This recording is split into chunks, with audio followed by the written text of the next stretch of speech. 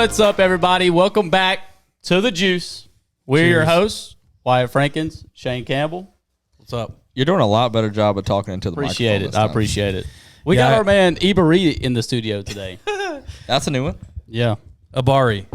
And Dakota Ebare is what I get taught. Every morning at takeoff when I go through there, old Peck there, he works the weigh-in boat there at MLF, and he's like, Dakota Ebare, boat number 81. You're doing it at 4:30. Don't forget that. Is he trying to be funny, or is it It's just, he's trying to be funny. you probably pulled up about 5. Well, he's making fun of me because one time I thought I was doing it at 3. I was doing it at 3:30.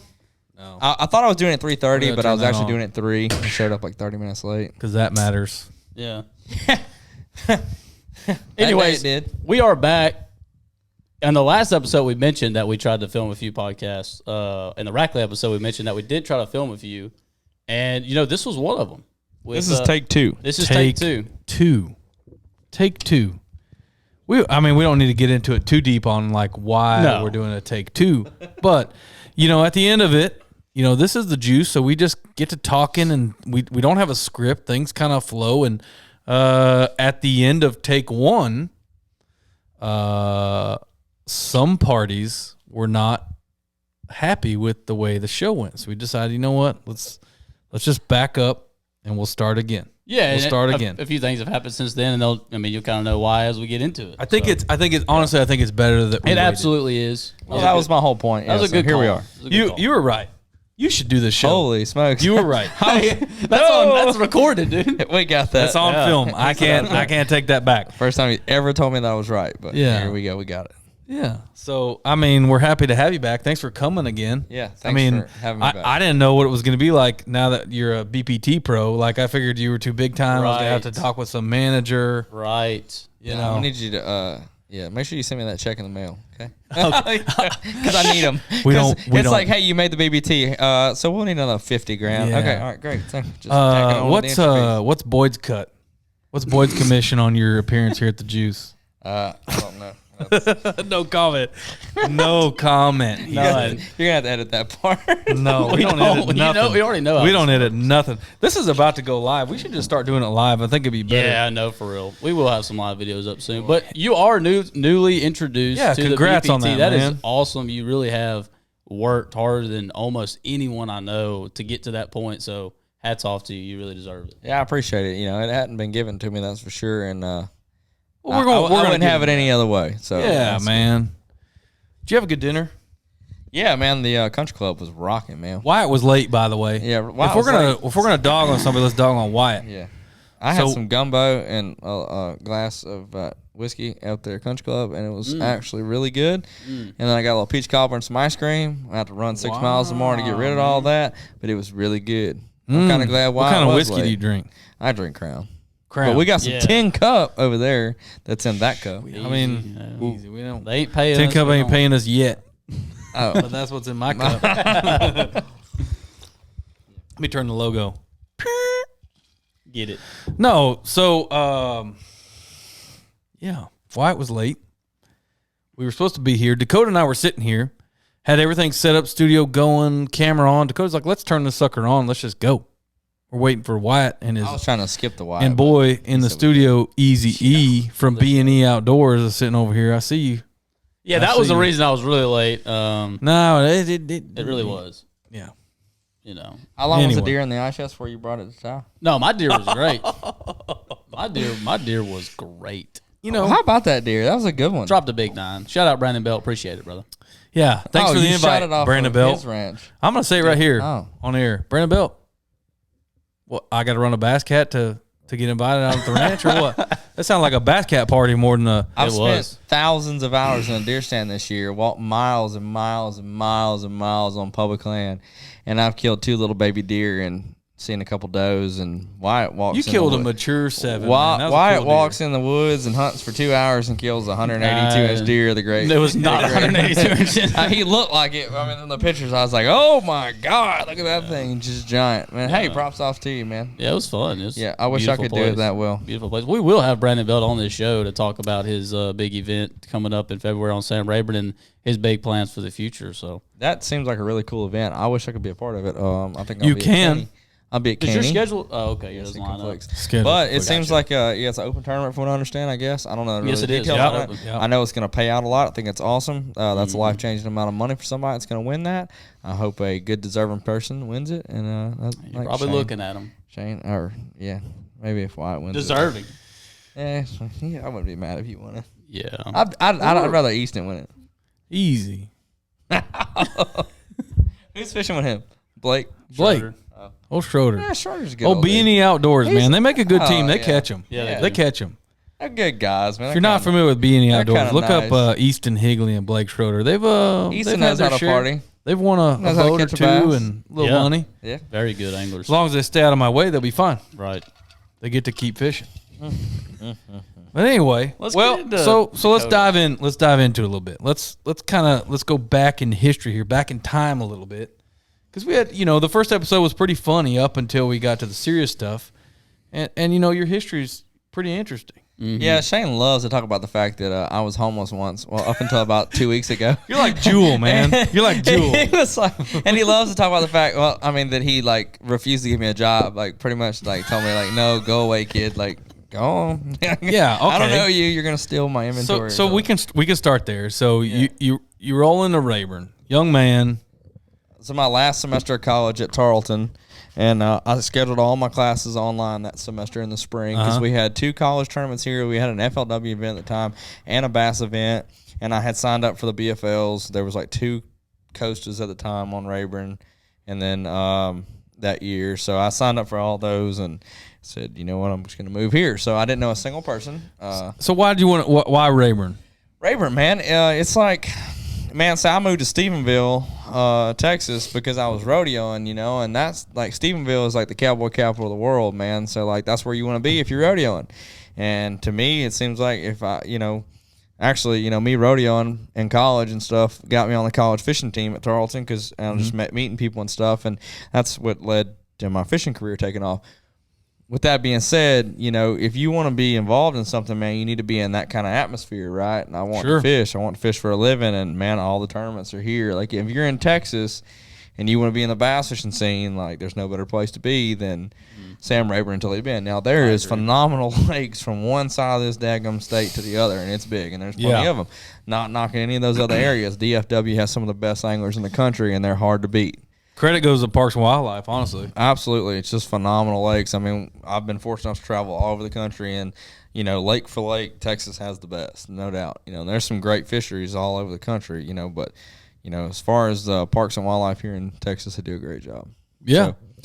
So Rayburn, just being, a lot of tournaments here, a lot of really good anglers, and just figured that was the place to be, so here I am. I mean, you felt like if you could prove yourself out here locally, then that gave you the confidence to move on.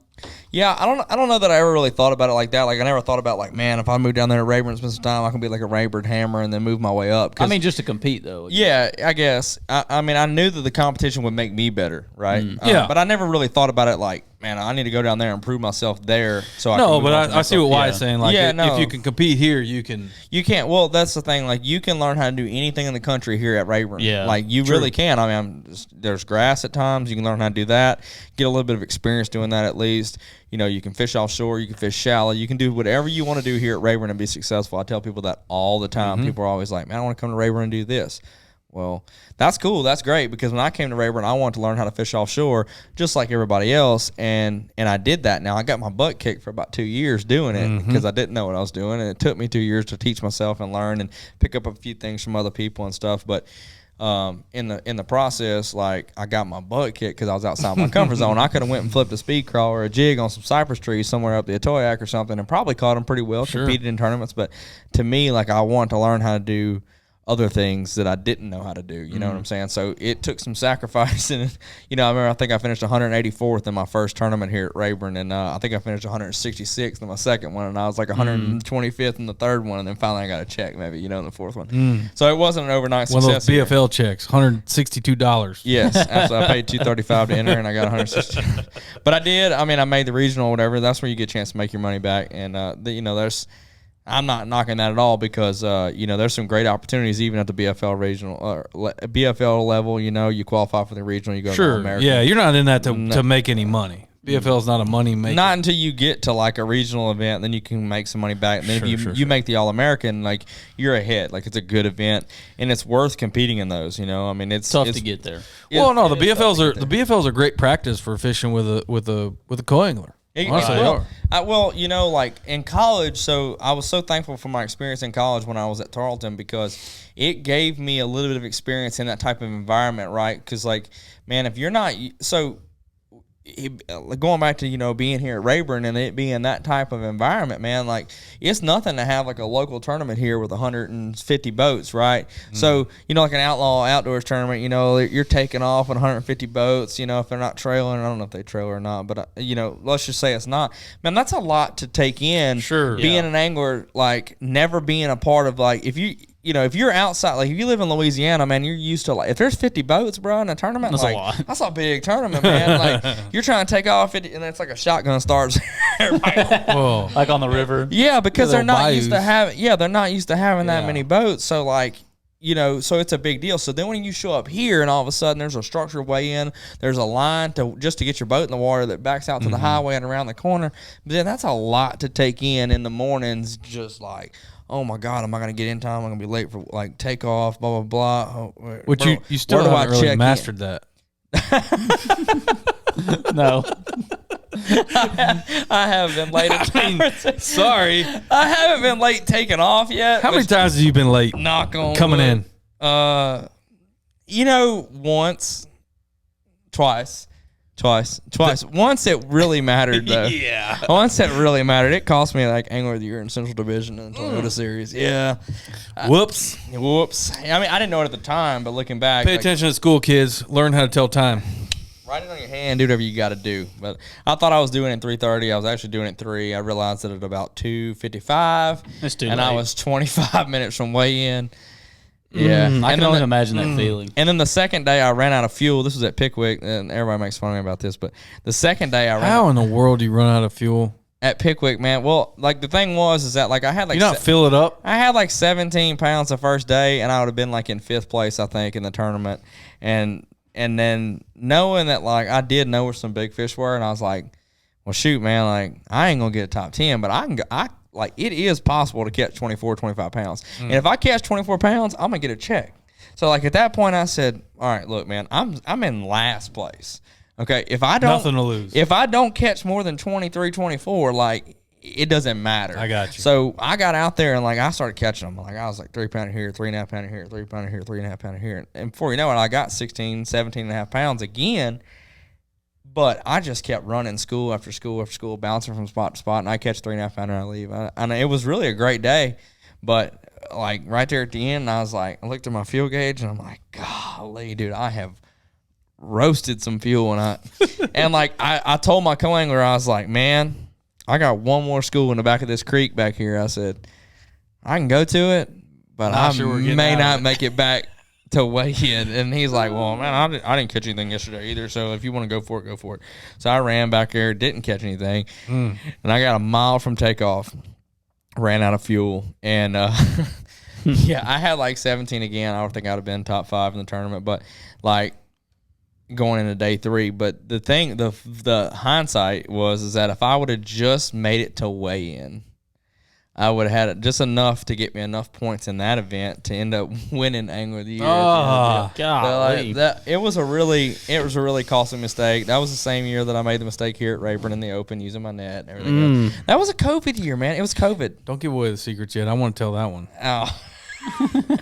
We're not there yet. It has not, You're never living that one down. It has not been, I like everybody dreams of like this little fairy tale story about how everything works out perfect and everything else. That's not life, kids. It doesn't happen that way. And just not for me. I've had to overcome some stuff, but it's all mostly been self-inflicted, but that's okay because it makes you better. Adversity makes you better. That's true. Very true. All right. So you're here at Rayburn. We went off a little tangent there. You're at Rayburn. I want to tell this story because it's my favorite story. You know where I'm going. Yeah. You roll up, little homeless kid. Hey, man. Just moved down here. I'm Dakota Ebare. and I could really use a job. I'm kind of living out of my truck and just wanted to do something. Were you really living out of your truck? You know some people that were. No, I was living. That's not fair to call you homeless. Well, I was staying at Troy Roder's little lake house over there in the Red House, is what they called it. Yeah. Okay. So it's a guest house that Troy has in Forest Hills. I thought you were homeless because I was like, who's well, I mean, this? it's not like I have my own place. Yeah, I was like, thanks, Troy. I know he may or may not watch this. But shout out Troy Roder. You're a good guy. Yeah, great guy because he helped me out a lot.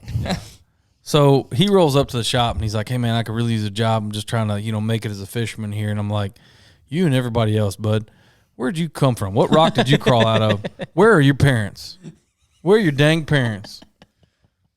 My dad's hauling cows. Mom's working her butt off, man. I don't know what to tell you. That's what I was thinking. I was like, where are your dang? Somebody come get. How old were you at this point? I was 23, honestly, 24. It wasn't that long ago. It was like 5 years ago when we opened up the shop here. It was 5 years ago, yeah. 3 years. So, okay. But that's something we're gonna get to. We're gonna talk about that. You're like a rocket. You went from homeless kid begging for a job to BPT. Yeah, it's probably good that you didn't give quickly. Dude, it's probably good that you didn't give me a job because it like. Nah, you'd have just ended up like Wyatt. Getting fired every day.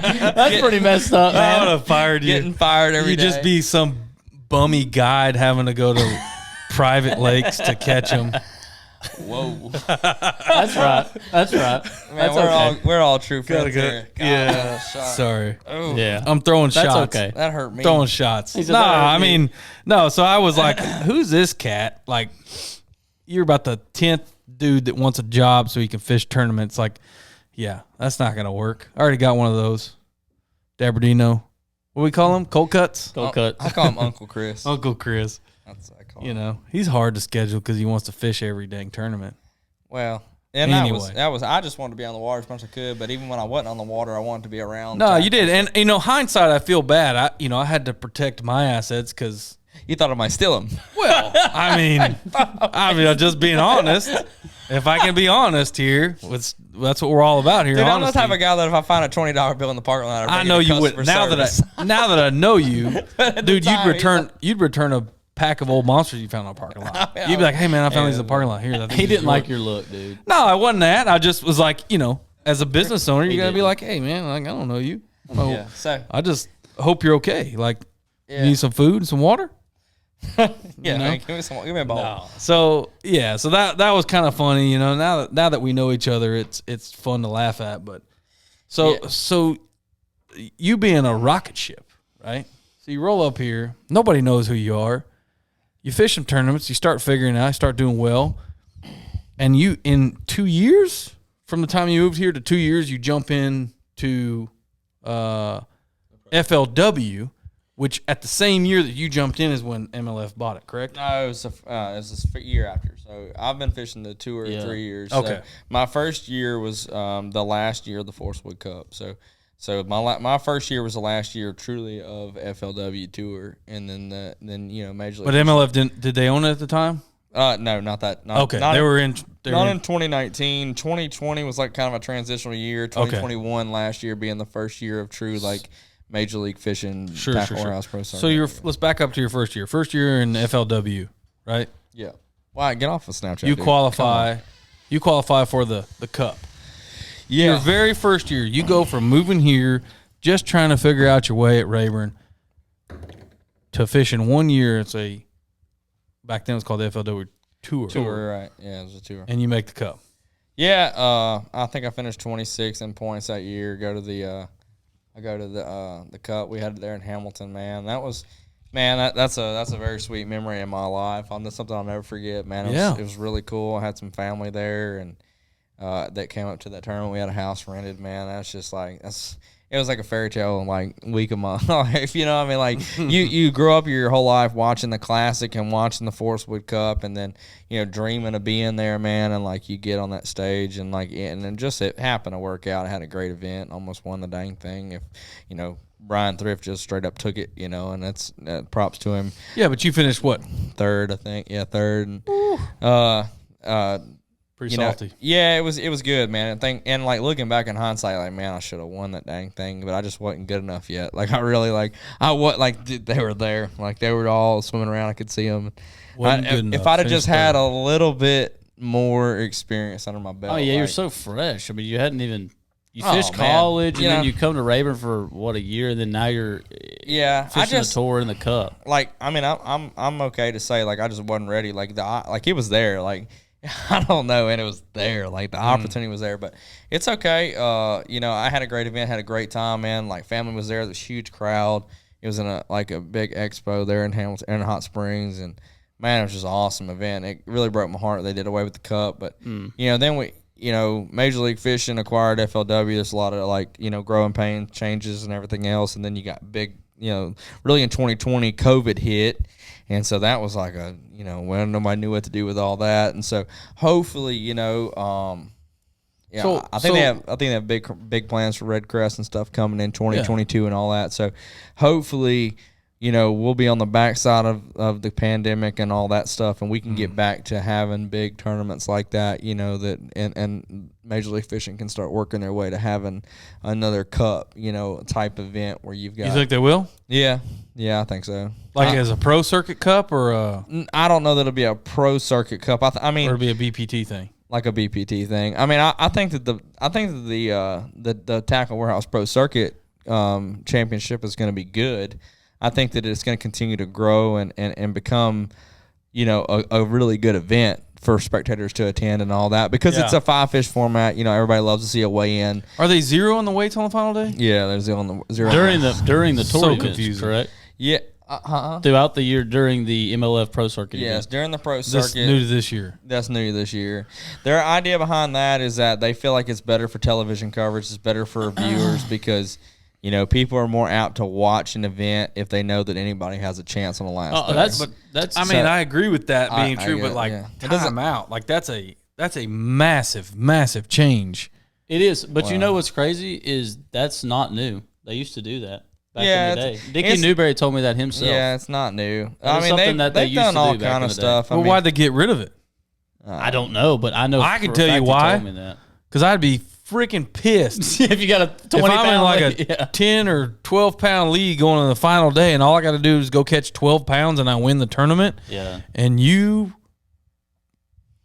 I can't find the words right now. I'm trying to no. Keep it G-rated. It could go either way, man. Like it could help somebody that's in 10th place. So what do you think?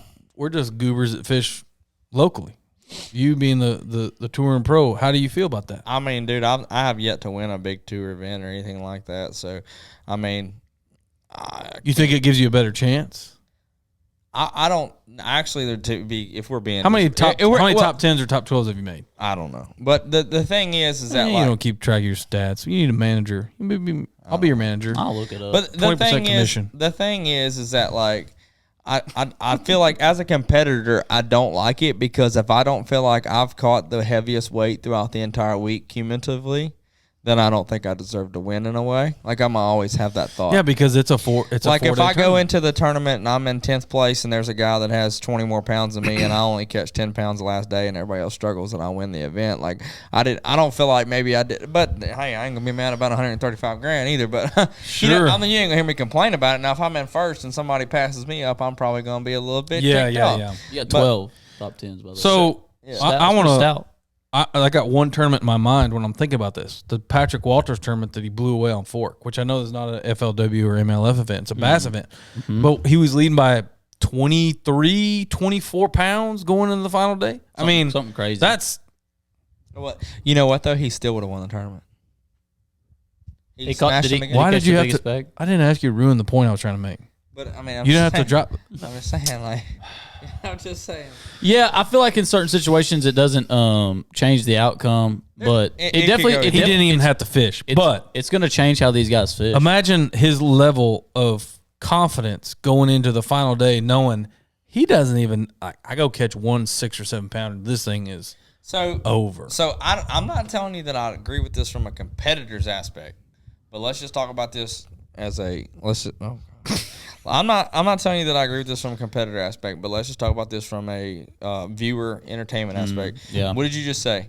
Patrick Walters leading the tournament by 20 pounds, knows that he ain't even really got to go out there. Like, But he does. It's fork. I can sit my butt on the bank and not catch a thing, and I can win the tournament. If you're watching, you're like, if you like tune in on the last day, you're like, man, I want to see Patrick Walters smash him again. Like, what's he doing? Like, what kind of deals he got going on? Like, I want to learn from that, right? Well, if he don't got to go fishing, or if he doesn't have to really catch him, like, he's not going to go back to his juice. But he didn't disappoint. He's not going to go back to his juice because, like, he's like, man, I already got this thing won. I'm not going to show all these guys what I'm doing. Yeah, right? that's true. So now he's got to go. You know, so from your, like, from a viewer's perspective, you're like, all right, cool. I'm going to watch this. You're right. Now, that's fair. That's a point. Now, I'm not saying I agree with that from a competitor's aspect, because if I'm Patrick Walters and I think even some of the fans would be like, man, Patrick won that tournament. Probably, maybe. I don't know. Here's the deal. Yeah. You can't make everybody happy. So, I mean, I guess at the end of the day, viewership and people being interested in watching, clicking on that deal, and that's what drives this whole deal. So whatever they feel like is going to make more people click and watch, then I guess that's what we're doing. We'll know how it works this first year. Yeah, I mean, for sure. Yeah, I think it'll be interesting. The organization you're fishing with, or whatever you want to say, they've definitely, they're trying to shake things up. They're trying to initiate some change. That's as most credit I'm going to give them. They're trying to figure out a way to target more audiences in a easier way, like to grow the sport, not just in spectator wise, like not just the diehard fishermen. Like, they don't just want the diehard fishermen. They want everyone that might have. They want people that don't fish to be entertained by fishing. Yeah. No, I get that. Because that's what really drives the whole deal. I mean, like I said, it all. Well, so you know, something that doesn't get talked about enough is the challenges that you guys face as pro anglers. So in any other pro sport, right? You take baseball, football, any sport that we all love to watch as fans.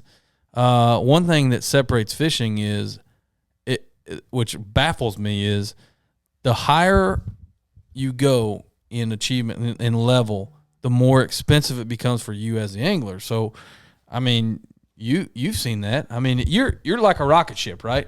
You've gone from 0 to BPT in no time, in 3 years, quickly, right? But you've faced some challenges with sponsorships, and I know, being your friend, that you've had some sponsors after your Cup event. Matter of fact, was it the Cup year that you lost your? Yeah, I was able to keep them that. The first 2 years I had pretty good sponsorship. Last year, honestly, last year is when you lost. Last year, yeah, I was like continually getting better as an angler, like performing better, having better tournaments. But then I lost like my title sponsor. But we also had COVID and all that stuff, you know. So there's a lot of things going on in the industry, like in, you know, just life, you know, everybody, all companies were affected. People weren't sure 100%. The effects of all that. So, like, it's been a tough time for everybody in every aspect of life to, you know, get. Yeah, and these businesses are suffering. Whether or not you own an insurance company, you own a real estate company or anything else, I mean, like, there's been challenges in one way or the other. So, so I lost, like, my title sponsor, you know, like, going into this year.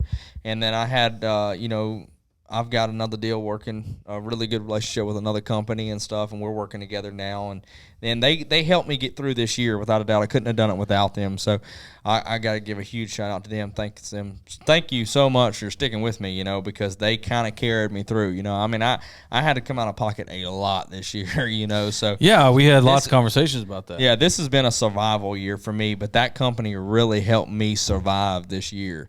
And so now, like, hopefully I can kind of get back on my feet. And who was that?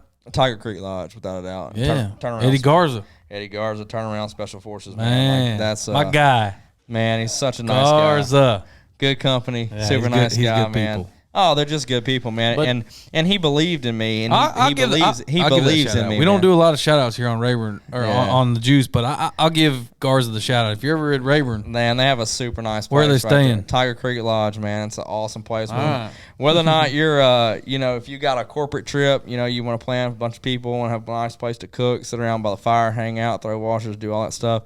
They have a huge gazebo out over the lake. It's good awesome. People. Or if you're just coming down with your family, you want a nice place to stay by yourself. It's quiet most of the time. You know, it's a cool place. But, it is you know, a nice place. It all comes down to people like like that have believed in me even when sometimes maybe I didn't believe in myself, and they kind of carried me through. Like, really, I mean, sure. Even the company that I said dropped me, you know, they I don't think it was anything personal, but I owe them everything because they helped me the first 2 years. Yeah, If I don't have them that first 2 years, man, I can't go to 25 events like I did. I mean, it was unbelievable how many tournaments I went to, but I did that because I knew, like, hey, you got a chance, go make the most of it. Yeah. And so, like, I took it and ran with it. But those people believed in me, man. It helped me get started, so I owe them a lot. Yeah, the point I want to get across is you guys bust your tail off. You get to this level and you have success at the top level, and yet it is still a challenge. It's a week to week, man. I don't know how you guys do it because, like, stressful. You know, you guys you lost your big one at the last minute. Yeah, and so it was like right there, like 3 weeks before season started, you know, and then now, like, so you get through this year, you end up still having a good year, but thankfully, like, I had, like, I mean, I've been saving up some money and stuff, so I was able to kind of buffer my way. Luckily, through you won a little bit of money. Yeah, no doubt. Because if I wouldn't be still fishing. There's no doubt about that. Like, I had to fish my way through. So that's. But the thing is, like, where you're going with that, I know where you're going with that. It's like, all right, man, you qualify for the Bass Pro Tour. Well, that's going to cost another $80,000. You know, the opportunity is there to make a lot of money. Like, there's no doubt about it. Yeah. Like, there is a lot of opportunities to make a lot of money. But between fishing the Pro Circuit and the Bass Pro Tour, which I'm going to do, I'm going to fish both, and I'm going to fish 4 Toyotas also to try to make the Toyota Series Championship because it's just too good of an event to miss. Yeah. But it's like, all right, cool. Like, you've made it to the top of the sport. Like, or I'm going to say that. I'm not going to say it like that. You've made it to the one of the highest levels of the sport. All right, we're gonna need another $50,000, you know, or like we're gonna need another $40,000. That's so crazy. We're gonna need another $40,000 for entry fees, and it's gonna cost you at least another $40,000 to $50,000 just to go. So in expenses, so like, yeah, it's a challenge, man. It's like you get higher, and then it's like more money. Like, you make more money. Opportunity to win money, but when you make it to the big leagues in baseball. Oh, man. You're getting paid. Yeah, you're getting paid, man. Same thing with the NFL. NFL, the same thing. I have a really good buddy of mine. You've made it. I have a really good buddy of mine. He's at the NFR right now in Vegas, Dustin Bouquet. He rides bulls for a living, man. He's won probably like $120,000 before he ever got to Vegas, but he's kind of the same thing. Like, bull riding? Not bull riding, though. Like they don't spend as much money. Like, I bet you Dustin's probably spent like, man, I don't know, if he's won $120,000 to go to that many rodeos and stuff, he probably spent $30,000 maybe. Yeah. You know, but he don't have nearly as much expenses like a calf roper or something like that. Those guys, it's the same way with rodeoing though. Like, whenever they make it to the NFR, like their championship event, they're usually at zero. Like, if you make it to the NFR, you've broke even. So whatever you make at the NFR is what you profit for the year. You don't feel like rodeo is a bigger sport to where their sponsors actually help them though? No. You really don't. No, it's about the same. It's about the same. It's very, very. Would be better. They have bigger names. No, it's very. But that's very, not going down to the talent. It's very, very comparable because those guys are riding $50,000 to $100,000 horses at that rodeo. So like the vet bill is super high, feed bill is super high, the fuel bill is super high. Like, you're not just hauling a boat, dude. You're hauling a freaking 30-foot trailer, gooseneck trailer, 40-foot trailer, living quarters, 3 horses back there, feed, hay, all that stuff. I mean, it's super expensive. So they have just as much. They have more expense probably than an average bass fisherman. Then, you know, so that's kind of a comparable deal. But like, it's just like him though, man. Like, I know like he's busted his butt. Like, he made that much money, but like. So how much does it cost to fish the Pro Circuit? Let's just start with that, the Pro Circuit. Yeah, so I would say that like the travel, entry fees, everything. I think our entry fees. I think it's going to cost us $35,000 maybe. I think and entry fees alone. Events. That's entry fees alone, and then you can look at spending. I don't know, $2,000 probably an event and expenses maybe. How many is there? Probably 2,000. No, how many events? Six events. So 12. It's more. Another 12,000. If there's 6 events. It's gonna be more than that. I would say that it's gonna cost you $50,000, $60,000 probably to go for the year. To go fish a professional tour. It's gonna cost you $60,000. Yeah. So now that so next year you're fishing BPT and the Pro Circuit. Yeah. So that's gonna cost me probably. I mean. I'm not gonna get too much in there. Well, I don't want to get into that, but I spent a lot of money. What I wanted to ask was, is the BPT? I had heard a little rumor, and I could be dead wrong. Is BPT I want to say no entry fee, but that's not how it works. I was told that everybody pays the entry fee, but everybody gets paid. Yeah, so this year going in, I mean, I don't quote me on this because I really don't even know exactly. But from what I understand, my take is I think everybody pays an entry fee. I think it's like $5,500, maybe a tournament or something Per like derby. that. Something like that. And then last place gets like $3,000 back, 30 something. Okay, so you don't get 100% back, but you get a place, portion. You get a check back. Okay. So yes, I guess it's really only costing you like 20 something hundred in entry fees for each event. I mean, that's better. Yeah, it's better than what it has so been. the idea behind all of this is that it's an investment on, like, the way they explain it to us is that it's an investment on the angler's part. Like, hey guys, like, we're going through like a building process to where eventually we can get to here where you don't pay any entry fees. We have great sponsors we're making those sponsors lots of money, right? Because we're getting so many views on the Outdoor Channel and on live footage and all that stuff. Like, now we've attracted the interest of these non-endemic big time sponsors. Okay. And then now at this point, like, we're getting enough revenue for the company to be able to afford to have high-paying events with no entry fees and have a true professional sport. That, I do believe, I believe that with all my heart, is the goal for Major League Fishing down the road. Are we there yet? No, obviously we're still paying entry fees. We're still having some rocky roads ahead of us. Like, I think that, and I say us, like, I mean, I'm an angler. But I mean, I'm not ignorant to things that are going on and stuff. I mean, none of us are. I think, obviously there's challenges and stuff, man. COVID was really tough, I think, on a lot of different people. People made a lot of money. Like, they sold a lot of product, right? But now you can't get no more product. So now you've got these new challenges that have arisen. So, but anyways, the moral of the story is that, like, yes, right now it costs a ton to be a professional bass fisherman, right? But, It shouldn't be that way. it shouldn't. It shouldn't be that way. But I do believe that the end goal is for, it to reach a point where it can be a true professional sport where you're not having to pay those high fees just to compete at the highest level, without a doubt. Yeah. So Pause. We're gonna have to stop the whole show. No, we can't do that. Bathroom break. No, no such thing. Oh yeah, no. You can. No, you got 20 minutes left in you. How long have we You been can cut recording? it. Just cut it. I gotta go. The man's gotta go. I gotta go, dude. I'm hurting.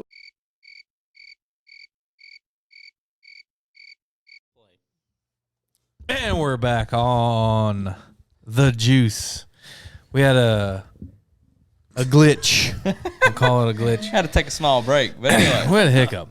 We're back in. No, with all that being said, bass fishing is very expensive. We all know this. And the price is just, of everything is just like going straight up through the roof, okay? Materials cost a lot. It costs a lot to make baits. It costs a lot to make boats. Fuel's expensive. Everything. Right, great. All that being said, my chair just broke. With all that being said, I'm not trying to discourage anyone from doing this because, I mean, you do not have to have a golden spoon. You do not have to have rich parents or whatever the heck the stereotype is. Like, it's not that way, man. Is that the? It is. Like, I mean, you always get that. Well, he had daddy's money, or he's just come from wealthy family or something like that. That's just haters, though, man. Dude. Do people tell you have daddy's money? No, because I think people know better. Like, no, I didn't pay you a dime, and you wore my hat on the. I know for like 3 years, dude. And then Wyatt's gonna be like, "Hey man, why can't you get that tackle addict hat on?" I said, "Cause Shane don't pay me nothing." Cause he's been wearing that old greasy. That hat used to be black in front. Anyways, This out here seen some things, man. Like, look, I come from a really humble, like, hardworking family. Okay, my dad hauls cattle for a living. My mom's an assistant manager at a casino in Louisiana, and she's a waitress. Okay. All right, we didn't have, we grew up. I never went without having food on the table and a roof over my head. But my parents taught me to work hard for everything you got and appreciate what you do have, and that instilled a work ethic in me, and that's what transitioned over into my fishing career. I decided I wanted to fish for a living. I want to be in the outdoor industry. I put that work ethic into that. Okay, and that's a direct result. I don't care if you want to be a realtor for a living. I don't care if you want to be a bass fisherman. I don't care if you want to be a bull rider. I don't care if you want to be whatever it is in life. You got to work for it and make it happen. If you got money, then that's great. You got a head start. If you don't have money, it don't matter. Just work harder, and you can make it happen. Like, I'm telling you, like, the people that know me and really know me, like you, that, like, I was the kid living on Troy Rogers' couch asking you for a job. Like, like, I didn't show up here with a blank checkbook. Like, to be fair, you asked me for a job, not a sponsorship, and I respect that. no, I didn't. Yeah, that's respectable. I have a whole different opinion on the whole sponsorship side of things, and we're not even gonna probably get in that because we ain't got enough time for that. No, I think that what you're saying is 100% true about the work ethic, but I think the reality of the sport is it's super expensive. So if you don't come from a wealthy background like that, like I'm in the same shoes as you, there's a lot of guys, there's a lot of pros that have the same kind of stories of what you're talking about. Gerald Swindle, Brandon Polnick, who did that, but they all share one thing, and that's they love this sport so much that they couldn't picture themselves doing anything else. So if you're not willing to lose everything, like if you're not willing to lose your butt financially doing this, you have to make sure that you love it so much you can't live without it. But yeah, because I couldn't say other word. BUTT. Yeah, you don't want to lose your. You don't want to lose your. But because that is the reality. We don't agree on a whole lot, but I'm gonna tell you right now, you're spot on. Like, it is the truth, and but I really truly believe that it's that way, and not just fishing. It's that way in every aspect of life. Yeah, if you really want to be successful, like you want to be a really successful businessman, and you want to make lots of money, you got to be willing to risk everything you have to make those business moves, make that decision, make those moves, make those connections, and to freaking put it all out there on the line. If you want to be a professional baseball player, you're going to have to put everything else in your life aside to try to be a professional baseball player. I think that's what to the younger guys watch. I think that's something that they should know, that, hey, the reality of it is there's this many spots and there's 3, 4, 5 times that many guys that want it. And that's the reality of it. We talked about that earlier today about how, like, the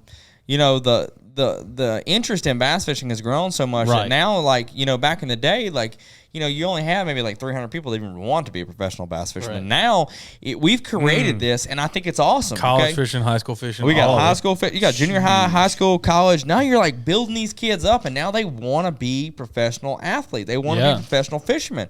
Okay, and that's great because they should want to be able to have the opportunity to trace their dreams. Like, they should. Okay, but you know what? The truth being told, like, I always loved bass fishing. I always loved hunting. I loved being around cattle. I loved all that stuff. I love the outdoors, right? But I really wanted to be a professional baseball player. Like, oh my God, dude. I spent more hours than anybody else in a gym working out, doing drills, throwing, doing everything I could do to be the best baseball player I could be in high school. And to move on to college, and from move on to college to play professional. But you know what the reality of life is? I never grew past 5'4". My fastball never got more than 82 miles an hour. And I had a pretty decent curve, but I was really like a 79 mile an hour guy. Like 80, I might touch 82, 83 every once in a while, but I was like high 70s, really low 80s guy. I had good control, had a pretty good curveball, good changeup. But you know what? I never made it in baseball. Like, I put my heart and soul and my life into baseball for like 4 years. Altuve can do it, you can do it. Altuve hit bombs. Do you hit bombs? I didn't hit bombs.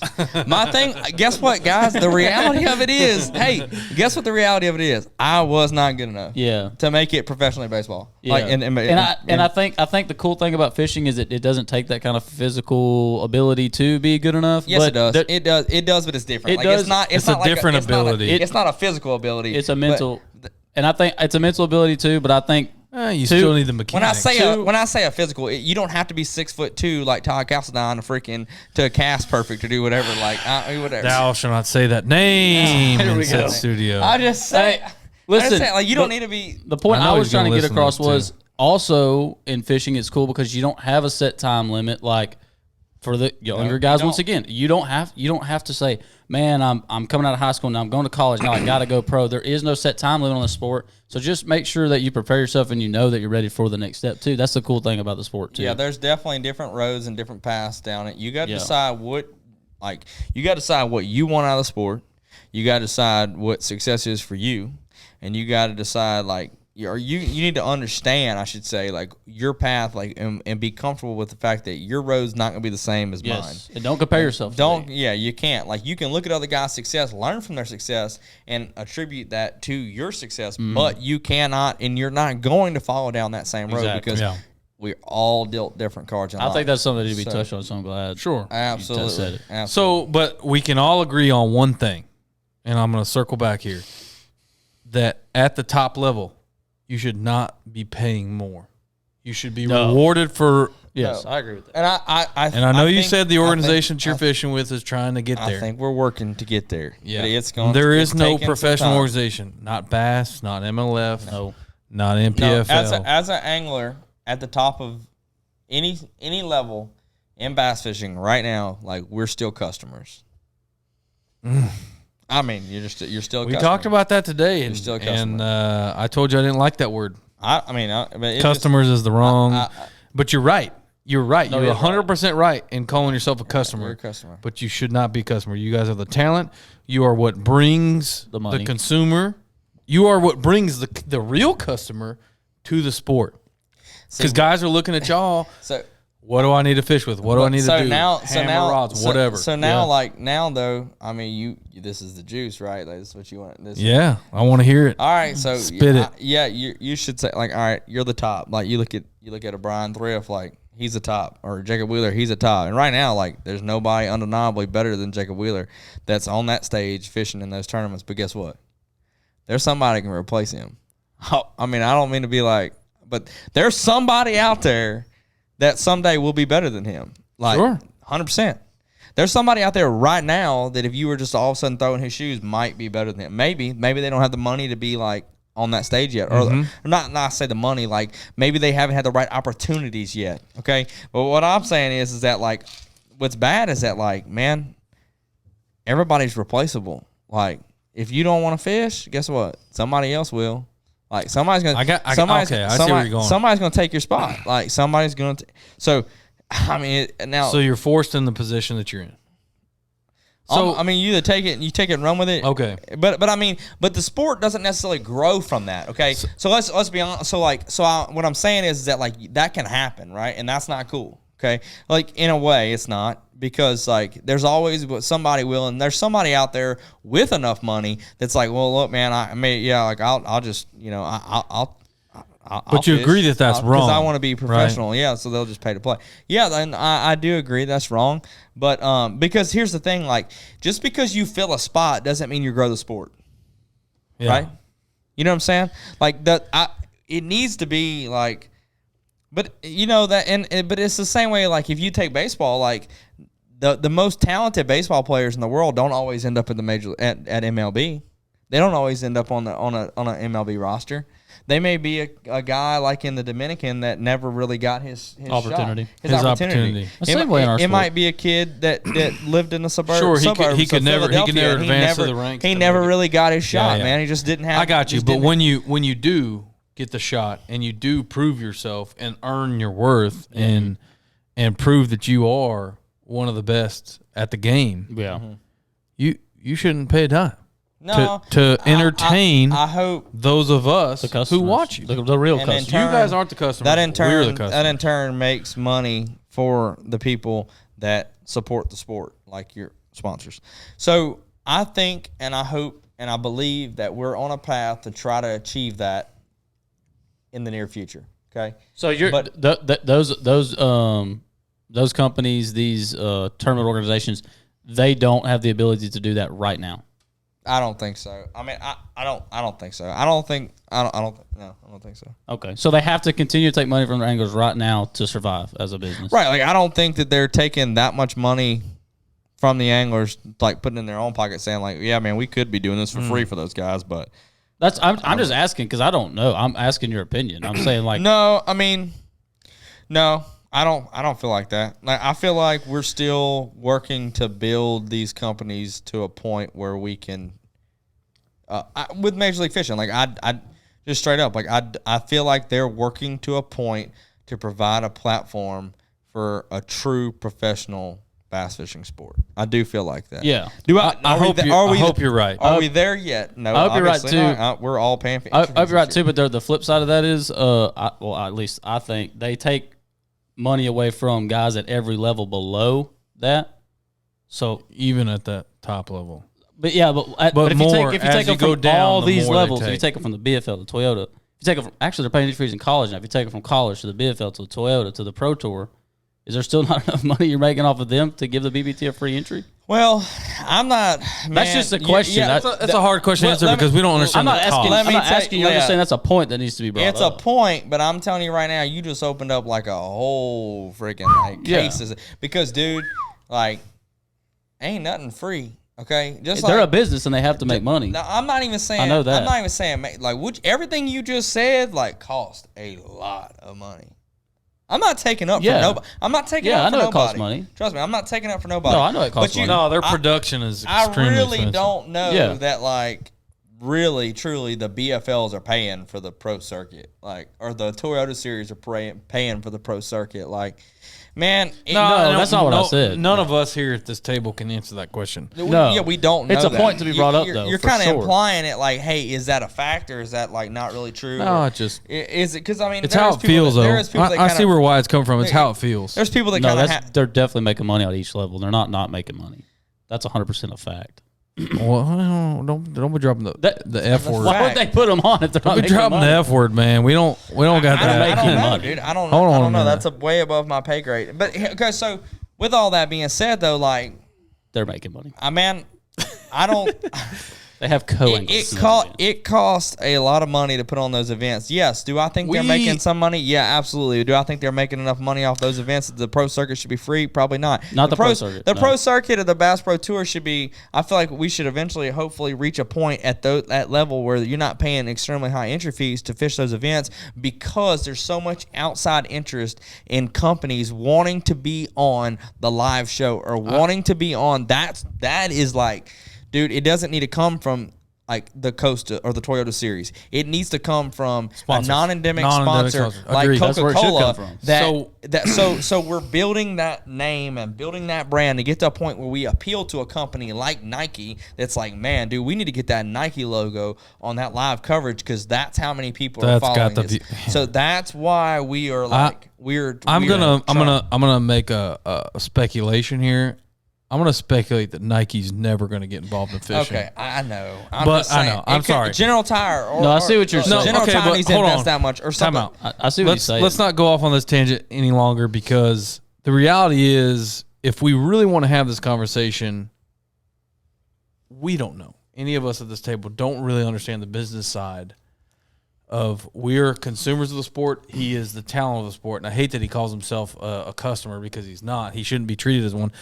What I want to say is this is what we need to do on the juice. We need to get an exec, somebody from both organizations, from Bass, from MLF, from whoever, and let's have a real conversation about that. And I hope we can get to that episode. I hope we can grow this thing to where we get enough tension to where we can have that episode with somebody like that can sit down and break down the numbers for us. Yeah. What's it going to take for the pro anglers, the talent of the sport, the guys like Dakota have busted their butt, because that's the word we're using tonight, y'all won't let me say the other one because we got to go beep to get to that level to you're right. To where let's have that conversation with that person. I agree. I think that's a good point. I think it's something that would be interesting to see done, and I agree with that. I do have two quick points to make on top of that, real quick though.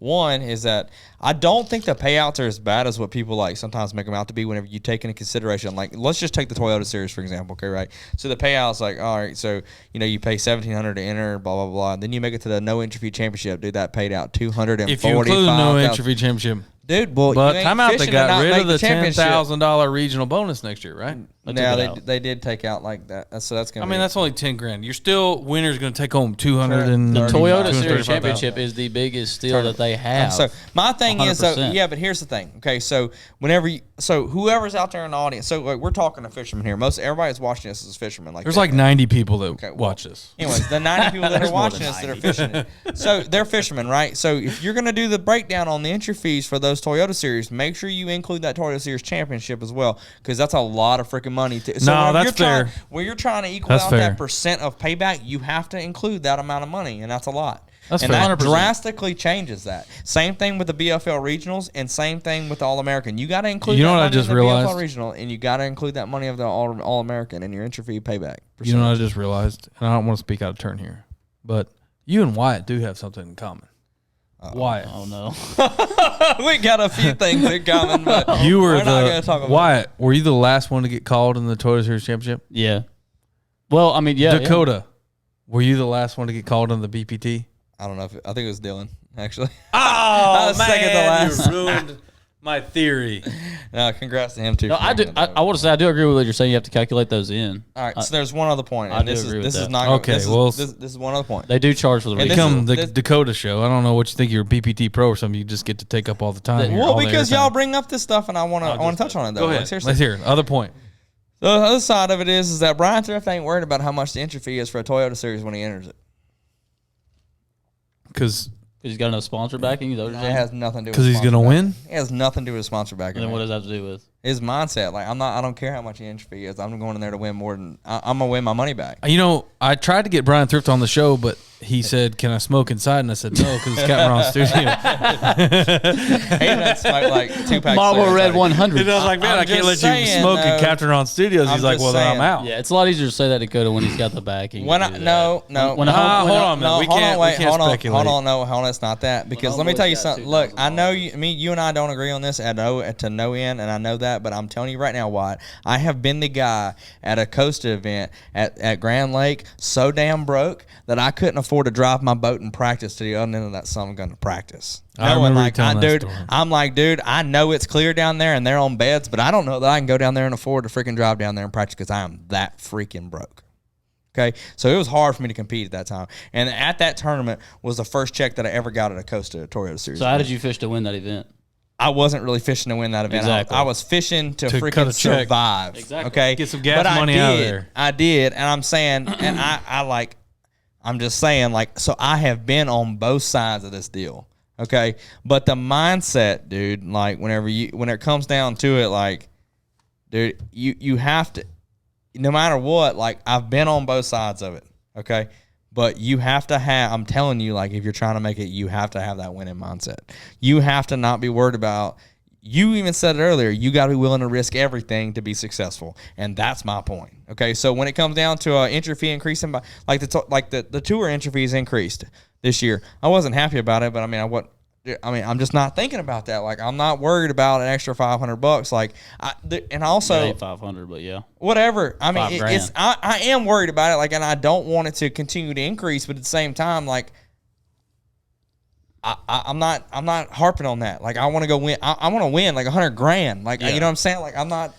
Yeah. Other guys care. Yeah, the cost.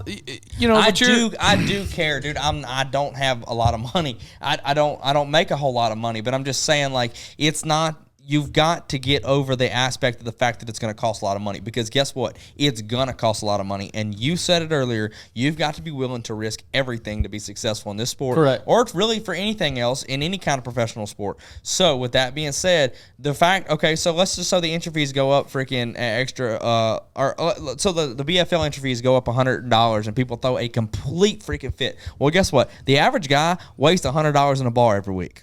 Okay, so there you go. How many cans of tobacco? How many cans of tobacco does the average guy freaking dip? Okay, and how much does each one of those cans of tobacco dip? Like, I've heard guys tell me all along, well, I can't afford a bass boat. Yeah, well, you spend $200 a week at the bar. Okay, so you add that up by the end of the month, guess what? You got enough money for a new bass boat. Yeah. But nobody wants to talk about all that stuff. So that's some juice that, like, I see your nobody point. really wants to dig into. I see your point, but at some point, we're not talking about going up $100. We're talking about going up $5,000 a year, and we're talking about at some point as an angler wanting to do that for a living. You got to say, man, enough is enough. The sport is. We're growing. defending you. I'm defending the angler. This is how everyone looks at it. I'm not dude. saying I'm happy about it. I'm just saying, I like, think telling I you the said this truth. on the first one that we recorded. You're a Disney character. I don't even know what You that don't? is. Do you remember me saying that? But it can't be. You are good. like just chirpy and smiley all the time. Always see the positive Yeah. light. No, I respect that, and I like that about you. I really do, dude. You are. I don't think you truly understand how much of an anomaly you really are. Like, you are the minority in the sport. But Yeah, the you don't- minority makes it like, oh, okay, so maybe I am, whatever. Like, I don't like to think about it like that, dude. I'm just out here doing my, like, I know you don't. I'm in my own little zone, right? But I'm just saying, like, we talked about this earlier, like, dude, it broke my heart to not be successful in baseball. Like, I mean, I was, but I wasn't like Major League Baseball successful. Yeah, you were Guess just- what? I'm just short, okay? I mean, it is what it is. Go ahead and say it. But my thing is, like, dude, not everybody can be professional baseball players. Not everybody can be professional basketball players. Not everybody can be professional fishermen. Not everybody even want to be professional fishermen. Yeah. But not everybody can do it the way you did it. And that's what this story is Well, not about. everybody can do it like Michael Jordan either. Not everybody can do it like freaking John Smoltz or You're good, but you're not Gary Michael. Sheffield. Yeah, I was going to say, I ain't calling you Michael Jordan. I'm not. Well, obviously, I'm just saying, like, I'm just trying to make a point. Like, I mean, Yeah, your point's right. man. But at some point, somebody's got to fight. I'm trying to toot your horn a little bit here. I'm trying to get the message across that, dude, you have a phenomenal story. You went from homeless kid begging to work at the tackle shop to 5 years later, you're fishing the BPT. Quickly. Well, I'm extremely thankful and I'm extremely humble for that. Like, I mean, I couldn't be more thankful for the people that have helped me along the way and for everything else. But my only point and my only message is to anybody that watches this is that if I can do it, anybody else can do it. It just takes hard work, dedication, and not giving up. Your road's not going to be the same as mine or Wyatt's or Shane's or Thrift's or Jacob Wheeler's or any of those guys. Your road's going to be different. But I really do feel like that if I can do it, somebody else can do it. Like, you can do it. You just got to put your mind to it and not give up. That's all I'm saying. That's a great message. I'm just saying I'm not going pro until somebody's going to pay me to go pro. Yeah. Well, I mean, maybe not pay me to go pro, but like to where it seems fair. No, man. We just you have an incredible story and you've had incredible success and we're proud for you and we're gonna cheer you on the BPT. Speaking of that, how do you feel about switching into that? Because that's a totally different format. Yeah, no, not really. I mean, yeah, it is totally different, but I think it's just fishing. I think you're gonna ball out. I might get. I think so too. I think he's gonna do really well. I might get my butt kicked, but you know what? Like, at the end of the day, like, I'm not worried at all about the format change. Like, I just feel like. No, I'm not saying you were. I figured you'd be excited if anything. I am, but I'm just like, man, it's just fishing. Like, I mean, it's different. Like, there's a little bit of different strategy and stuff to it, but at the end of the day, like, it's just fishing. I think you're going to do really well. I hope so. But you got to be excited on the exposure part too, right? Oh, man, I'm super excited for, the people that have stuck so behind me. So you can throw that FU to the dudes that dropped you? No, absolutely not. You won't do it. No, I would Disney never character, he won't do it. I would never do Old Cinderella over here won't talk bad about nobody. No, man. Everything's cool. No, because if they wouldn't have been at that y'all want to come back. Remember what that price was? It's double now. BPT Pro. If they wouldn't have been in my life at that time, I would have not got to the point that I'm at now. So I'm extremely thankful for any bit of help that I have got along the way. I can't get you to talk smack about nobody. No. But hey, I will say this, though. I did send out some emails quite a few times, like a couple years ago. Like, hey, man, I've been using your baits for like ever. And it's like, man, like, I just all I use. I really believe in your product. I feel like I could, help promote your product. Crickets. Never got an email back. How do you feel about that being a BPT? Do you want to email them back? I'm not getting any emails now. I promise you. I have not got a single email saying, hey, man, I swear. Yeah, I don't think that's going to come till after a year of fishing. I haven't got a single email. You have to be a little bit excited about the future for you financially. No, but nobody's been like, hey, you're on the Bass Pro Tour. Like, hey, we're going to send you some baits and we're going to send you some money. No, nobody's been like that. You still only get 30% off the shop. I just want you to know that. It's 40, I thought.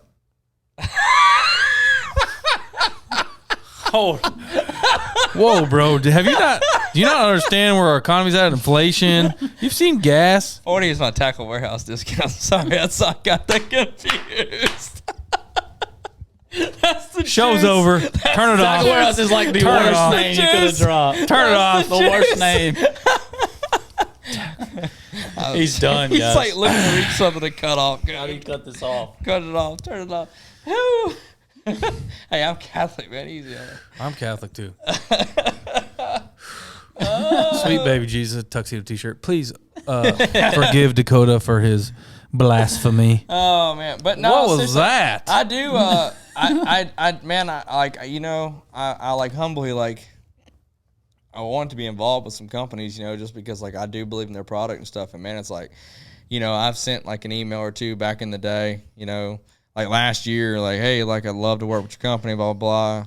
No response at all. Like crickets. That's like, crazy. Not even like say, hey, like, nah, man, we're not interested. Like COVID sucks. Like nothing. And then it's like, or I do get an email back. We're not taking any new pro anglers this year. Thanks for your interest. Blah blah blah. COVID's just been rough on all of us. And then like one of my buddies calls like, man, I just got on with so and so. Like they're gonna send me all kind of stuff, and they're paying me and everything else. Man, I'm Dude, just you like, guys are fighting each other too. That's what's so terrible. dude, they just emailed me and said that they're not taking anybody else. All right, cool. No, but it's like, man, I have a whole different. Honestly, like I have kind of a different idea on the whole like sponsorship thing, and I can't say that I haven't been guilty of being like kind of almost a pro staffer at times, like being like, oh man, like I need to get with so and so, I need to get with this person, whatever. Like it would be cool to be with this person, whatever. But dude, the more I fish, the less I want. Like but you've proven that you don't need it. I mean, you're killing it out there. You don't need anybody. I mean, my thing is that I have a few companies that have stuck with me, and they're great, man. Like they're like Hammer Rods, man. I love working with them. They're a great freaking family-owned company. They're awesome people. They have good products. If I can do anything to help them out, I'm gonna do it. And they can do anything to help me out, they're gonna do it, right? Yeah. And that means way more to me than being a high-profile sponsored guy with a bunch of logos on a shirt. Like I would rather have more quality and less quantity. And, of course, I'm saying that now, and people ain't knocking on my door to come put, names on my jersey. And that's okay, though. But I just have, like, I just have a little bit different mentality about it. Like, I heard, like, I keep going back to rodeo, but, like, JB Mooney was, like, doing a podcast the other day, and, kids come to him all the time. He's, like, the best bull rider ever, and people are like, kids are like, man, how do I get sponsors and stuff? And he's like, you don't. And he's like, I like that. Sponsors get you. Like, you don't get sponsors. Don't call nobody. Don't be sending no emails. They'll come to you. They'll come to you. If they want you. You just go ride bulls. Like, you go fishing. You just go fishing. I like that. Golly, dude. It's so simple, but it's so true. And it's so hard not to do that.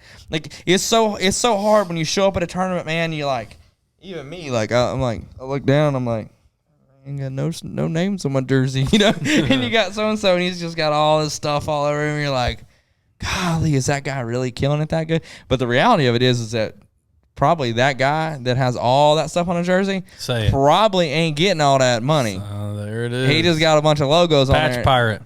I mean, Shane likes the patch pirate. No, it's true. That's what they are. So like it's like expectation versus reality. Like, it's so hard to get wrapped up in social media and everything else, and like look at yourself and say, "Man, I'm not." The image. Oh, dude. There's so many guys that project the image that they're getting all these big time deals, and they ain't. And they're worried about the image more than they're worried about the fishing. Exactly, dude. And that's my freaking message. All these kids, like, dude, like if a kid comes up to me, that's the first thing they usually say, like, "Hey, man, how do I get some sponsors?" And I'm just like, "Oh, dude, you're in 8th grade, bro. Go to the pond and go catch some bass." Don't even talk to me about that. Dude, it's like, man.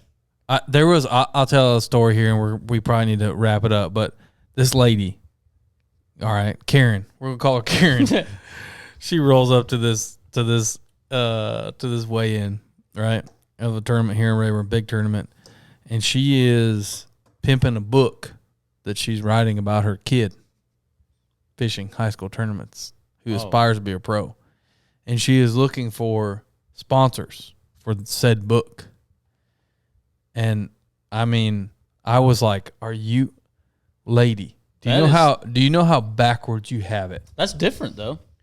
Do you know how backwards you have it? You're writing a book, and I'm sure your kid is a very talented young man. And I almost felt sorry for the kid. I was like, does he know that his mother is up here trying to push this book and get sponsors for him while he's out there fishing and doing his thing? Like, I wonder if he knew. Like, that was a thought that went through my head. I was like, this is so wrong. This is such the wrong direction that you need to be going for your kid. And I'm sure your kid's a talented angler. And I hope he does. And maybe this kid is the next Dakota Ebare. How do you pronounce your name? Ebare.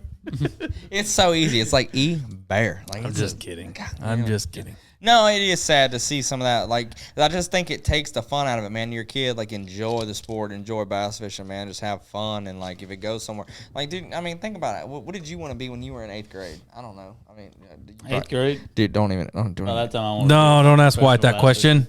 professional bass fisherman. Really, did you? Out of Okay. 8th grade. I don't think I was sitting around 8th grade going, man, I really want to be a professional bass fisherman. I mean, I fished like every just single wanted to- freaking day that I wasn't in a deer stand or on a baseball field. But I still wasn't thinking in 8th grade, like, man, I need to go get some sponsors.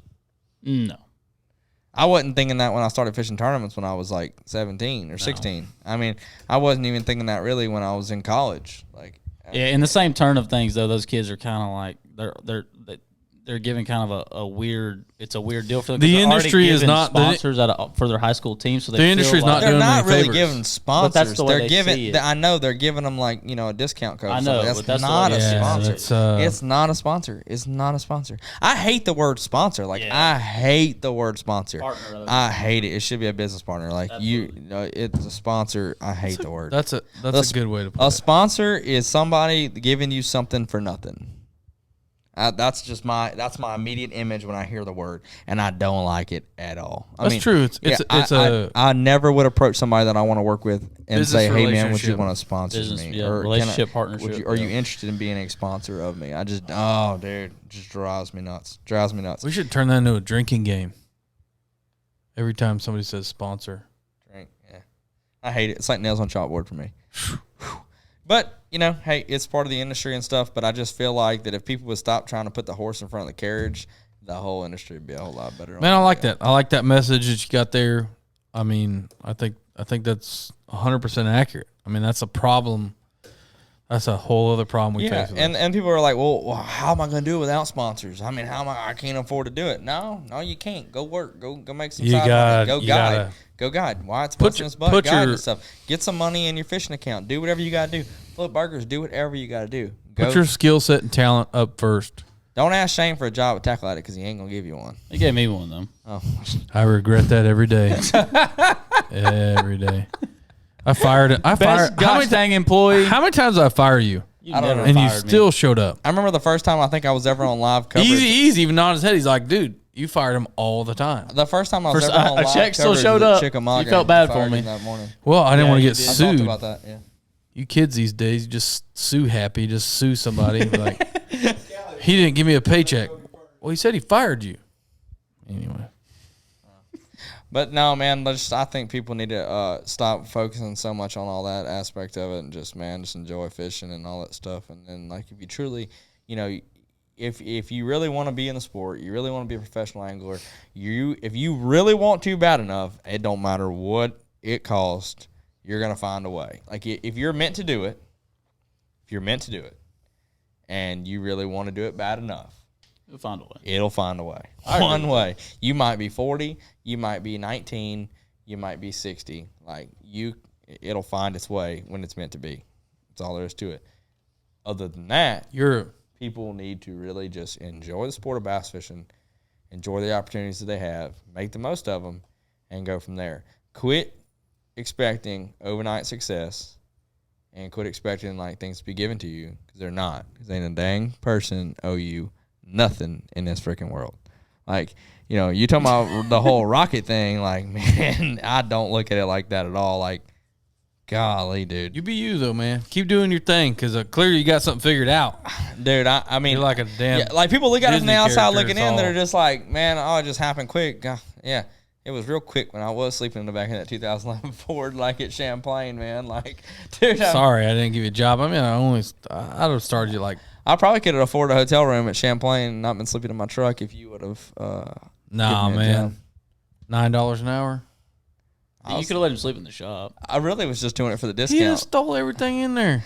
I have never stole. I stole one Just thing. saying. I stole one thing when I was a kid. I was like 2 years old, and I stole like this little teddy bear thing. No, I put it honestly- put it in the buggy, and when we walked outside the store, my mom beat the hell out of me all the way back in the store. I made me bring it back. Hey, look. That's the last thing I stole. True story. I always feel like I've had a real good judge of character, and I was wrong about you at first. I'm sorry. I don't feel like people look at me like, man, that guy's shady. No, I didn't think that. I I don't just think anybody looks at. yeah, but you gotta understand this little. I don't think so. Little either, but- famished kid walks up in here and is like, "Where are your parents, boy?" I was a little. You do. You look all bloated and stuff, I like you ain't eating in week. No, I had just broke my freaking hip not too long before that. Jeez. I'd only been walking for like a few months. We're gonna Dude. wrap this thing up. Is that a good? Are we? Do you got anything else? I don't think so, man. He's got a super inspirational story, and Yeah, like, he does. he's got a lot of views on things. Some I agree with, some I don't. But hey, this is all about him. And I think y'all should Indian leg wrestle. I think that'd be. We all got different views on things though. This is what the show's about. I mean, you got to have these kind of conversations, or nothing's going to change. So, I'm glad you came. No, he's got a great message. He's come a long way from trying to get a job at Tackle Addict to now he's a BPT Pro. That's right. I'll be forever the guy that turned him down. And I think he deserves everything that he's earned, everything that he's gotten, and everything that's coming your way. You've earned it. So I appreciate that, man. I really. Man, we'll be watching. We'll be cheering. Now we have a reason to watch. Because honestly, I'm not gonna lie. At the shop, I have no idea what's happened this year. I really don't. No, we don't. I think Jacob Wheeler won like 5 out of the 6. It's so confusing. I don't know bracket A, B, C, D, it's really E, not F, G, that confusing. Whatever. It's confusing. My man Ebare, you heard it here first on the Juice. He's going to wreck them this year. BPT. Yes. You going? I think he's going to win one, if not a few, and probably finish. I think. Dang. So. He's going to wheeler it. Yeah, he's going to win. Well, there's only like 2 guys that won this year, so you just need to figure out what they're on. You're going to win one.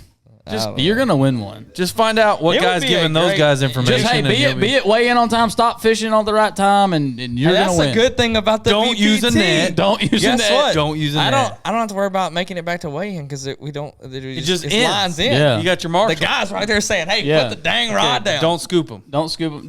Don't like foul hook one on the side of the boat, undo it, and then lift it up. Over under. How many penalty minutes is he gonna get? So he's got some coming. Lot. So I'm running a 920 Elite this year, and they asked me if I wanted the net storage or if I wanted extra fuel. I said I want extra fuel because once I ran out of fuel. Second of all, I've used my net when I wasn't supposed to, so I figured if I put extra fuel in the net storage down there, I wouldn't have the net in the boat, and I would have extra fuel. Solves 2 problems: 1 bird, 1 stone. Kill both of them. We good.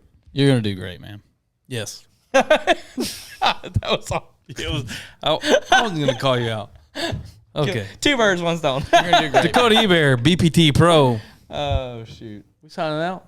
I'm out. Tell the folks at home we're done. Y'all have a good night, guys. Thank y'all for watching.